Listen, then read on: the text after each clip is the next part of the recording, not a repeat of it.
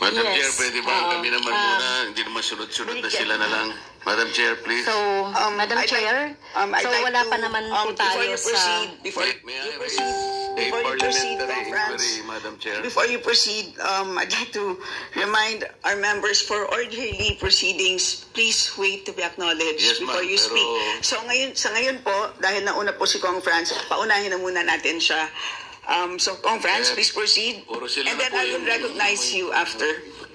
Hindi ka kasunod, Madam eh. Medyo nauna lang po siya ng 1 second po. Di ba ang Kong Dante. ating tradition, unang minority, pagkatas majority? Oh. Wala pa po sunod-sunod tayo sa naman sila. interpolation, Kong Oo nga Dante. po, pero maski na sa manifestation, dapat ganun din.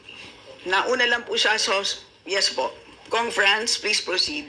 Thank you, Madam Chair. So, ang ibig sabihin nito ay kahit na binigyan natin ang Office of the Vice President na second round, no? Second time around. Convicted yung mukha mo. Dapat doon ka sa kulungan. Sa budget at magkaroon tayo ng pagkakataon na siya ay matanong dahil ito naman po talaga yung mandato natin dito sa Kongreso, no? Tanungin mo din si Bangag about sa budget ng confidential. Ibig sabihin po nito ay Puro kayo binoboycott niya diskumpiyado. tayo. Pagboboykot ito, Madam Chair, dahil Oo, wala talaga? pang akong natatandaan na ahensya ng gobyerno o executive branch na binoykot ang Kongreso dito sa budget hearing and deliberation. Budget hearing.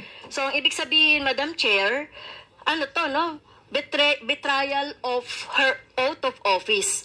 Kahapon nakita ko yung kanyang video na ginagalang niya yung power of the purse ng Kongreso. Alam niya na tayo po yung nag-allocate or nagbabudget or nag-approve ng budget ng lahat ng ahensya. So dahil pinapaubaya niya na sa atin ito, na hindi niya man lang i-defend. Kasi ang laki-laki nung, Madam Chair, yung budget for socio-economic program delivery, socio-economic projects and stakeholder. Ang ibig sabihin ba niyan, inaabandonan niya na yung pinaplano niya siguro na ng mga constituents niya na bibigyan niya nitong mga programs na ito. So, Madam Chair, so ang problema dito, no, talagang Bratinela. Ikaw ang Bratinela, convicted ka. Ba't ka umupo dyan? No, umiiwas sa mga tanong. You're not At supposed ito to be pa, there no, in the Congress. Convicted. Gusto nating You're tanungin, supposed nasa parang jail ka. Parang Kapal ng mukha mo. Doon sa Kaya talagang Madam Chair, Tinanggalan nyo na nga ng confidential fund si Sara. Later on na lang po, Madam Chair, yung aking magiging... Wala kang respeto. Binoto ng 32 million si Sara Duterte. Ikaw kupal kang Franz Castro ka. Pasensya na po ang taong bayan. Convicted ka. Ng Vice President. Wala kaming pakialam sa iyo. Salamat, Kong Franz. Lumayas ka dyan sa kulungan ka, convicted ka. Recognized. Salamat po, Madam Chair. Ngayon, tatamaan kayo ni Kong Hindi Marcolita. po pagdating ng ating pangalawang Pangulo ngayon. Ang suspecha ko po ay dahil sa nangyari na mga pagtatanong nung nakaraang pagdinig. I have heard the volume and the barrage of questions asked by members of this committee to the Vice President. Despite the fact, Madam Chair, I heard her several times saying, I forgo the opportunity of defending the OBP budget for 2025 by question and answer, and I leave it to the House of Representatives. Kaya nga, ganun ang sinasabi ni Sara. Such proposal as presented. That was the template of an answer given by the Office of the Vice President. Madam Chair, napilitan po akong mag-raise ng parliamentary inquiry. I think I have earned Ulo ng this. sira. Tangina to. If I survive my term up to next year, I would have survived also, or I would have completed 18 years in this institution. And in this length of time, I have observed a tradition. The tradition is Kaya nga, veterans na si Congressman the two Marcolita. highest positions of government, namely the office of the Vice President and the office of the President, are not traditionally subjected to questions. I have observed this for so long a time. Tatamaan kayo. May I refresh the memory of the members of this committee, Madam Chair. In 2022, the Minority Leader, Honorable Libanan, citing courtesy to the office of the Vice President, took only about 13 minutes to move for determination of the budget of the Vice President. And after that, the Majority Leader seconded the motion. That was 2022, Madam Chair. Then 2023, no less than the Presidential son, our own Senior Deputy Majority Leader, the Honorable Sandro Marcos, stood up and invoked the long-honored tradition of according courtesy to the OBP, the Office of the Vice President. And in the same manner, he moved for determination of the Office of the Budget, the consideration of the budget of the Office of the President, Vice President. I also recall, Madam Chair, that it was terminated. And with the full consternation of Honorable Franz Castro, who then objected, but her objections were never heard until she moved to make up record by way of manifestation her objection. But the committee collectively said, you can no longer do that because there was already a termination of the hearing. This is the time-honored tradition, Madam Chair. For so long a time, we have kept and observed this. We have upheld this tradition. Di na kayo sinusunod yung traditional My ninyo. question is this committee authorized to set aside or discard the tradition? Yeah. That is the Tama. question. Your Honor, such motion was not introduced in the last hearing. Damit parang ano. I am now introducing the motion, Madam Chair. I second, Madam Chair. To terminate the consideration of the budget of the Vice President, Madam Chair, on the basis of the long and time-honored tradition, Madam Chair. In order for us to respect a tradition in the same manner that we have respected the tradition here, that the first to interpolate every time is the member of the minority. That is the tradition. We have not yet discarded that. We're observing that because we are honorable members of this Congress. So the question is, why have we discarded that tradition? Is this committee authorized to set aside the tradition? If we are not able to do that, Madam Chair, then I honorably, respectfully now move to terminate consideration of the budget of the Office of the Vice President, and I so move. Second, Madam Chair. Thank you. Madam Chairman. Madam Chair. Madam Chair. Move and seconded. Session suspended. Magkatabi naman pala kayo ha. Sige, mag-away kayo. Kimbo? Pahiya kayo. Kasi dahil sa inyong mga quadcom ninyo, hindi nyo na sinusunod ang traditional ng way ninyo kung ano ang tama sa loob ng House of Representatives. Kasi ibang usapan na ngayon under administration ni Bangag Puro na naghari-harian Ikaw, Franz Castro, you're not supposed to sit there inside the Congress, kundi nasa kulungan ka. Supposed to be you're convicted of child abuse. Bakit andyan ka pa? Ano kayo pinagkaisahan nyo lang kasi si Sara Duterte o ngayon, dinidipinsahan siya ni Congressman Marcolita. Pahiya kayo.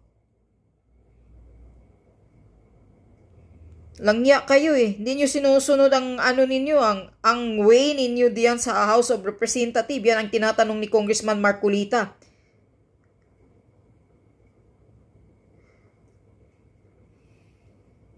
Bakit walang sound? Pinag-mute nila ang sound Pinag-mute nila ng House of Congress ang sound. Siguro nagdidebate na sa loob si Marcolita. Yan. Kasi puro kasi yan, mga tauhan, mga aso ni Tambaluslos. Pinaggusto nila, imbestigahan si Sara sa budget niya. Imbestigahan nyo rin si Marcos Jr. Kasi mas malaki pa ang boto ni Sara Duterte kay kang Marcos Bangag. Tinanggalan nyo na nga ng confidential fund si Sara Duterte noon. Hindi na nga si Sara nagporsigi pa, wala na nga siyang pakialam. Pero ang akala nyo ba si Sara Duterte ang affected niyan? Ang mga taong bayan ang affected dyan. Kung ayaw nyong bigyan si Sara Duterte ng budget, wala siyang pakialam. Dahil hindi naman talaga niya maipipilit ang sarili niya kung ayaw nyo. Kasi kayo naman ang humawak ng budget, si Tambaloslos at si Saldico daw, sabi ni Sara. Pero, ito ang tandaan nyo. Mga gunggong kayo. Taong bayan na yung tinutulungan ng House of the Vice President, Office of the Vice President, ang naaapektuhan yung mga tinutulungan ni Sara Duterte. Katulad noon sa DepEd.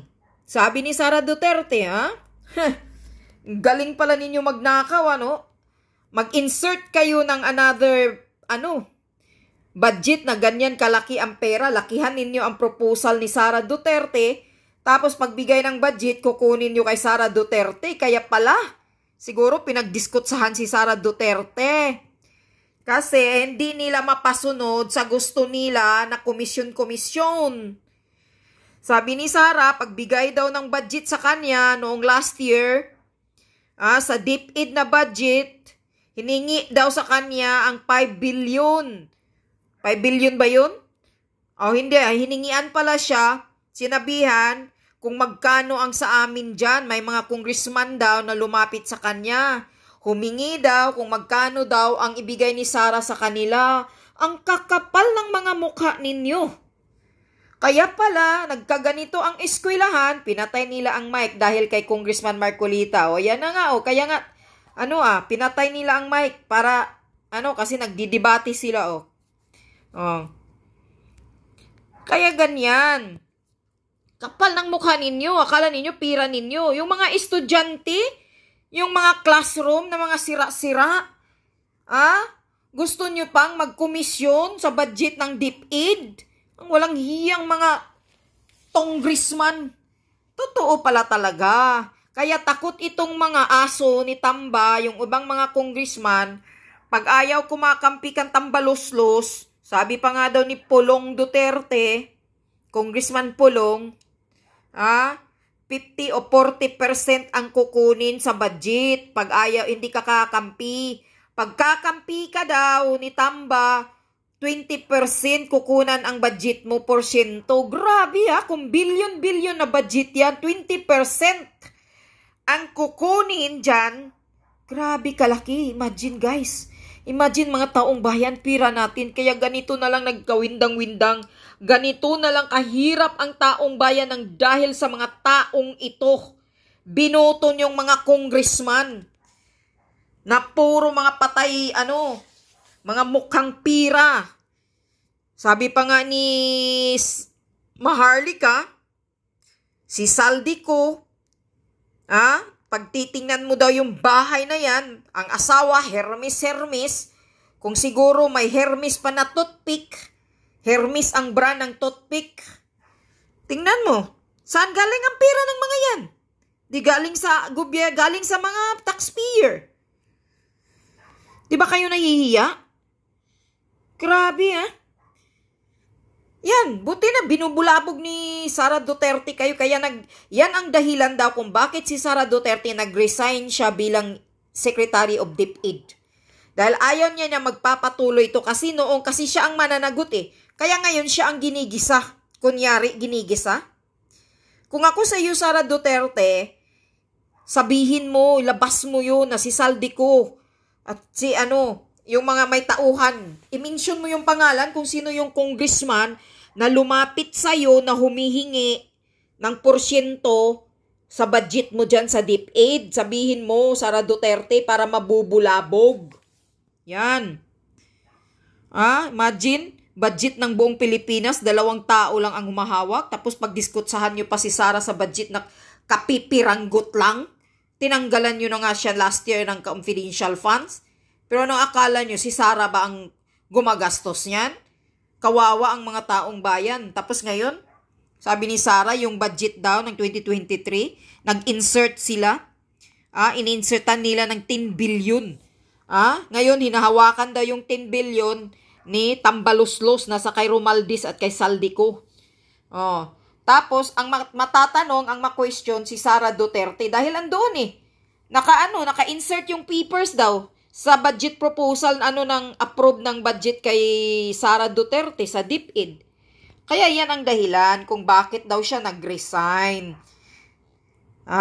Walang hiya kayo, pera ng mga taxpayer. Kayo ang nagpakasasa. Yan nagkagulo na sila Nagkagulo na Gigil, bakit pinatay ang mic? Aba, pinatay ang mic dito. Yung ibang video hindi naman pinatay noon Yan.